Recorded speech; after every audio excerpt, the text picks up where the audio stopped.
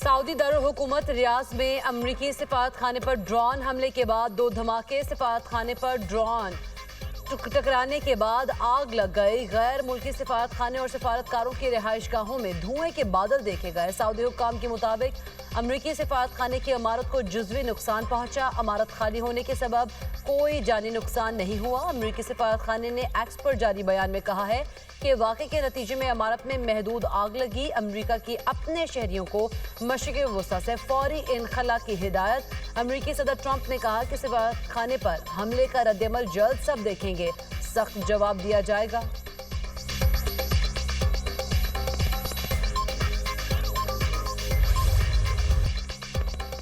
अमरीका, Israel और Iran के दरमियान जंग। अमरीका के 3 जंगी तैयारे कुवैत में गिरकर तबाह होने की तस्दीक। जंग में 6 अमरीकी फौजी मारे गए। अमरीकी सेंटकॉम का खलीज ओमान में मौजूद तमाम ईरानी जहाज तबाह करने का दावा। कहा 2 दिन पहले यहाँ ईरानी नेवी के 11 जहाज थे, अब कोई नहीं। अमरीकी दावे के बाद पासदारान इनकलाब की कड़ी वार्निंग। कहा अबनाए हुर्मुज़ मुकम्मल बंद है, किसी भी जहाज ने गुजरने की कोशिश की तो राख बना देंगे। ईरानी पासदारान इनकलाब का अबनाए हुर्मुज़ में अमरीका के तेल बरदार जहाज पर हमले का दावा।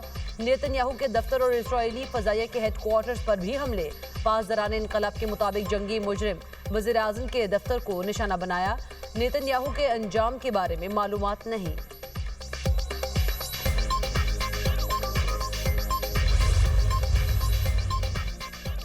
इसराइल के तेहरान पर हमले जारी। इसराइली फौज का ईरानी टीवी हेडक्वार्टर्स पर हमले का दावा। इसराइली फौज का कहना है 2 से 3 दिन में ईरान की मिसाइल दागने की सलाहियत महदूद रह जाएगी। बड़े पैमाने पर ईरान के मिसाइल और लॉन्चर्स तबाह किए। इसराइल की तेहरान में इलाके खाली करने की वार्निंग। इसराइली हमलों में ईरानी सुप्रीम लीडर आयतुल्लाह खamenei की अहलिया भी शहीद। मंसूरा बाकिरजादा हफ्ते के रोज होने वाले इसराइली हमले में शदीद जख्मी हो गई थी। हमलों में शौदा की तादाद 555 हो गई। ईरान का तल अबीब पर मिसाइलों से हमला। इसराइली पुलिस के मुताबिक तल अबीब में एक शख्स जख्मी। ईरानी मिसाइल का मलबा गिरने से शहरी को शदीद चोटें आईं।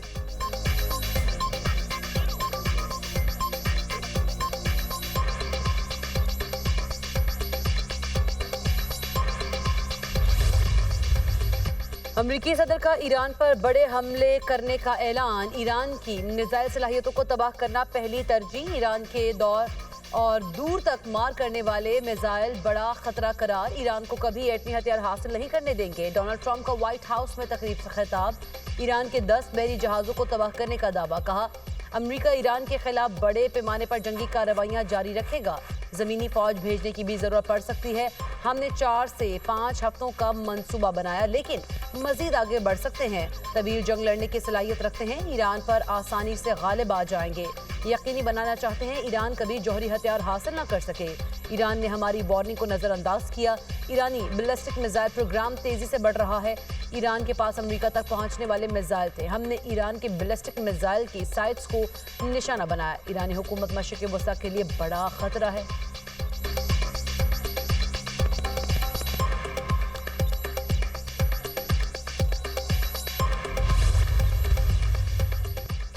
ईरान ने लंबी जंग की तैयारी कर रखी है। सेक्रेटरी जनरल ईरानी national security council Ali Larijani कहते हैं दुश्मन को अंदाजे लगाने की गलती पर पछताना होगा। अपनी 6000 साल तहजीब का दिफा करेंगे, कीमत कुछ भी हो। 300 साल की तरह इस बार भी जंग में पहल हमने नहीं की।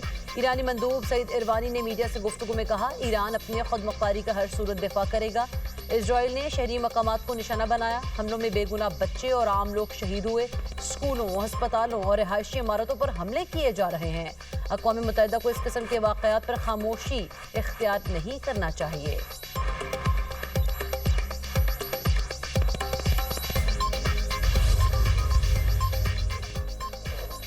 ईरान पर सख्त तरीन हमले होना अभी बाकी हैं। उम्मीद है ईरानी अवाम हुकूमत का तख्ता उल्ट देंगे। अमरीकी वज़ीर ख़ारिजा मार्को रूबियो की मीडिया से गुफ्तगू। कहा ईरान ने ज़मीनी अफवाज दाखिल करने की तैयारी नहीं की। ईरान को मज़ीद वक्त दिया तो ये मजबूत होगा। हमले का मकसद ईरान की बैलिस्टिक मिसाइल की सलाहियत को ख़त्म करना है। ईरान जैसे मुल्क के पास मिसाइल टेक्नोलॉजी नहीं होनी चाहिए। अमरीका जानबूझकर किसी स्कूल को निशाना नहीं बनाएगा। यकीनी बनाना था ईरान के पास जौहरी हथियार ना हो। अमरीका आज तेल की कीमतों में इजाफे से मुतालिक इक़दाम करेगा।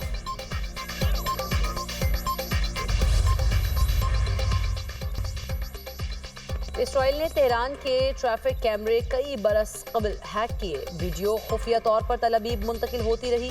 برطانوی اخبار فائنینشل ٹائمز کے ایران کے سپریم لیڈر خامنئی کی شہادت اور اسرائیلی انٹیلیجنس نظام سے متعلق اہم انکشافات۔ اخبار کے مطابق پاستور اسٹریٹ میں محافظوں اور ڈرائیورز کی نقل و حرکت مسلسل نگرانی میں رہی۔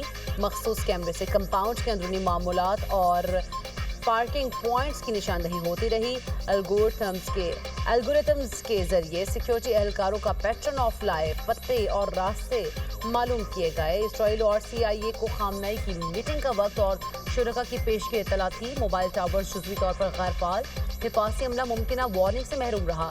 یونٹ 8200 موساد اور فوجی انٹیلیجنس کا مشترکہ ڈیٹا آپریشن اربوں ڈیٹا پوائنٹس کا تجزیہ کر کے اہداف کی نشاندہی کی گئی۔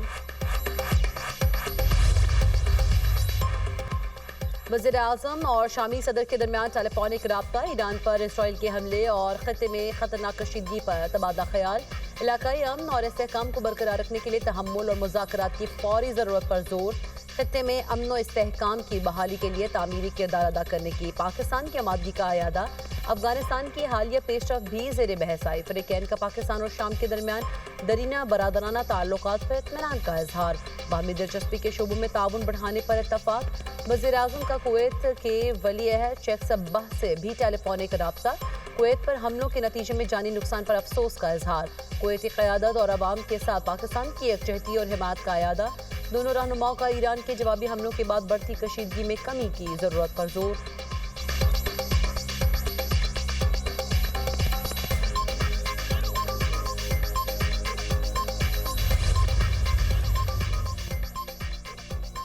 ترکیہ کا ایران پر حملے فوری روکنے کا مطالبہ، صدر رجب طیب ایردوان کہتے ہیں امن کے ساتھ ہیں، چاہتے ہیں ایران میں خون ریزی ختم ہو، جنگ بندی تک پہنچنے کے لیے مدد کرنے کو تیار ہیں، ترکیہ جنگ بندی کے لیے سفارتی کوششیں تیز کرے، خطے میں امن قائم ہونے تک کوششیں جاری رکھیں گے، ایرانی شہریوں اور معصوم بچوں کی تکالیف دیکھ کر غم زدہ ہیں۔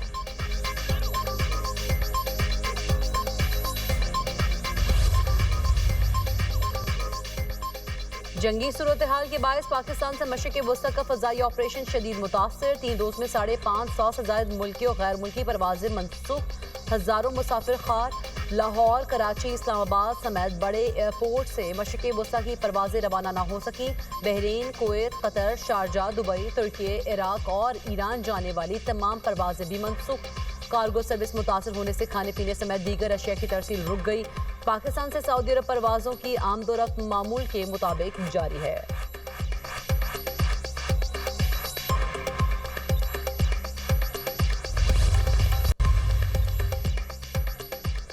سابق وزیر اعظم نواز شریف کا آیت اللہ خامنئی کی شہادت پر ایرانی حکومت اور عوام سے تعزیت اور ہمدردی کا اظہار، بیان میں کہا یہ ایران کے تاریخ کا ایک نہایت اہم اور افسوسناک لمحہ ہے، اس طرح کا سانحہ گہرے جذباتی سیاسی اور قومی اثرات کا حامل ہوتا ہے، غم کی اس گھڑی میں ایرانی قوم کے ساتھ مکمل یکجہتی کا اظہار کرتے ہیں، اللہ ایرانی قوم کو یہ ناقابل تلافی نقصان برداشت کرنے کی توفیق دے۔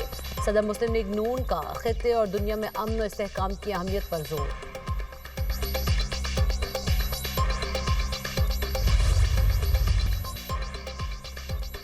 دہشت گردوں کی معاونت ترک کرنے تک افغانستان میں کارروائیاں جاری رہیں گی، آپریشن غضب للحق ختم کرنے میں کوئی جلدی نہیں، سینئر سیکیورٹی عہدیدار کی میڈیا سے گفتگو، کہا وقت آ گیا دہشت گردوں کے سرپرست اور معاونین قیمت چکائیں، افغان طالبان کو فیصلہ کرنا ہوگا پاکستان کے ساتھ کھڑے ہیں یا دہشت گردوں کے ساتھ، کارروائیوں کا دورانیہ زمینی حقائق اور افغان حکومت کے اقدامات پر منحصر ہوگا، پاکستان دہشت گردوں کی پناہ گاہوں اور ان کے سہولت کاروں کو نشانہ بنا رہا ہے، افغان طالبان رجیم اور ان کے بھارتی سرپرست جھوٹی معلومات پھیلا رہے ہیں، پاکستان کا افغانستان میں نظام کی تبدیلی سے کوئی تعلق نہیں، یہ افغان عوام کا اختیار ہے، ایران کی صورتحال پر پاکستان متوازن پالیسی پر عمل پیرا ہے، ایران نے بھی چین اور روس کے ساتھ پاکستان کے رد عمل کو سراہا، پاکستان ایک مستحکم اور پرامن ایران کا خواہاں ہے، پاکستان اور ایران کو یکساں ممالک قرار نہیں دیا جا سکتا۔